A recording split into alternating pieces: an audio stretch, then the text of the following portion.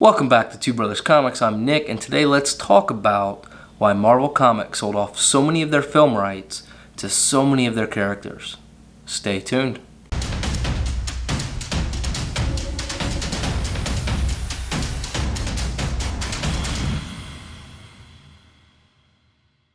Now, I apologize about last week, missing last week's 2-Minute Tuesday video. I got pretty sick Monday night and was not able to really do anything. Not able to edit videos, record videos, do any of that, so I do apologize about that. I'm feeling a good bit better this week, but still not feeling the best, so if you hear it in my voice and you see lots of cuts in this video, it's probably because I'm coughing and cutting those out. So anyways, let's jump right into the topic. So have you ever wondered why the Marvel Cinematic Universe can't use Spider-Man or couldn't use Spider-Man for the longest time? And I don't mean the simple fact that Sony owns those film rights. Have you ever wondered why that is? Why did Marvel Comics sell off one of their biggest characters? Or sell off their film rights, that is.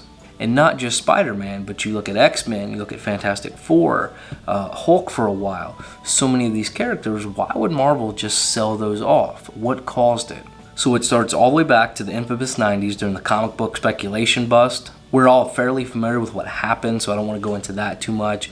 But during that time period, Marvel was, mounting some pretty serious debt. Their stock during the early 90s had dropped from about $35 a share down to just over $2 a share in a very short period of time. That is a huge, huge financial drop for somebody like Marvel Comics or any company whatsoever.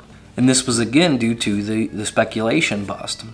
And Neil Gaiman kind of said it best.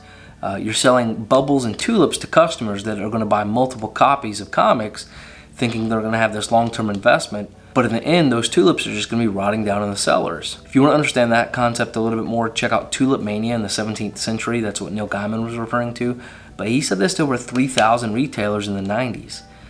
Hey guys, you're pushing out all these comics, you're telling people it's going to be a big investment, buy these, buy these, buy these, and whenever that bust, so did the valuation of a lot of these comic companies. Marvel, DC, a lot of these companies almost didn't make it, and a lot of them didn't make it.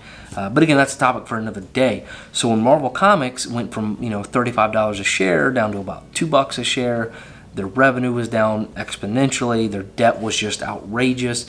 They had to do something, and up until this point, Marvel Comics was not a studio. They basically licensed out a lot of their products like most people did at that time. So what did Marvel Comics do? They created a fire sale and basically sold off a ton of their film rights to a lot of their main characters to so many different studios to create this big inflow of cash. Now you could argue that basically saved Marvel Comics at the time. There's obviously a lot of other financial factors that go into that. And this topic is much broader than just what I'm bringing to you. So at this point, Marvel Comics had licensed most of their stuff away. They were dying for cash. They were on the verge of closure. Seemed like the smart choice. They weren't going to have their own studio. Let's just go ahead and sell off the film rights, get the inflow of cash, let's save ourselves. But what happened? Spider-Man, Ghost Rider, Thor, and Luke Cage all went to Sony.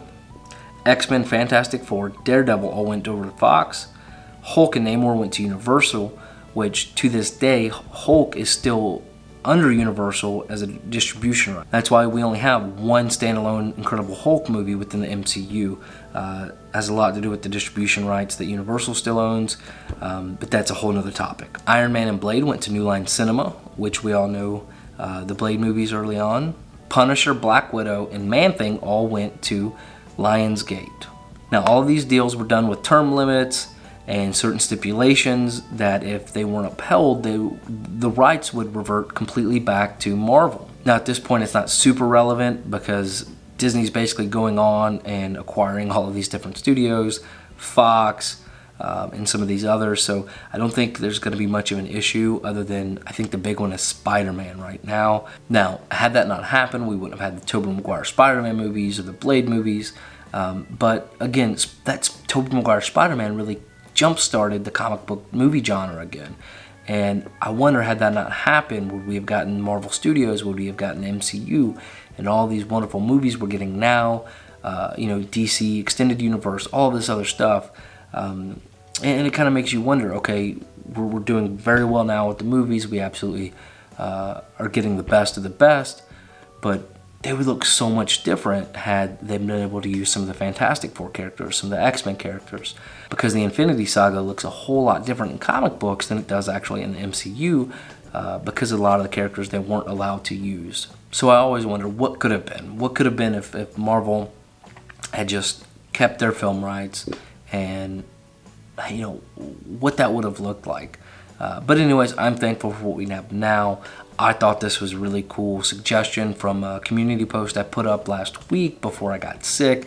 So thank you, Adrian, for the suggestion. Let me know down in the comments what you think about what if it had not happened? What if Marvel had created their own studio and done their own X-Men movies, their own Fantastic Four movies? Do you think they would be better now than what they were in the early 2000s and so on? Well, anyways, guys, that's this week's 2 Minutes in Comic Book History. Thanks again, Adrian, for the suggestion. Drop me a comment down below. Let me know some suggestions for next week's 2 Minutes in Comic Book History. And if you enjoyed the video, like it. And consider subscribing if you're into comic book content, unboxing, creator interviews. We're also getting into more collectibles as we move forward. And consider hanging out with us every Saturday night about 9:30 Eastern Standard Time. That's our Comic Book Babble-on we do for a couple of hours where we go over news, new pickups. We do a top 10 list. And it's kind of been a great community hangout, especially during these times of COVID. As always, guys, stay safe and collect your way.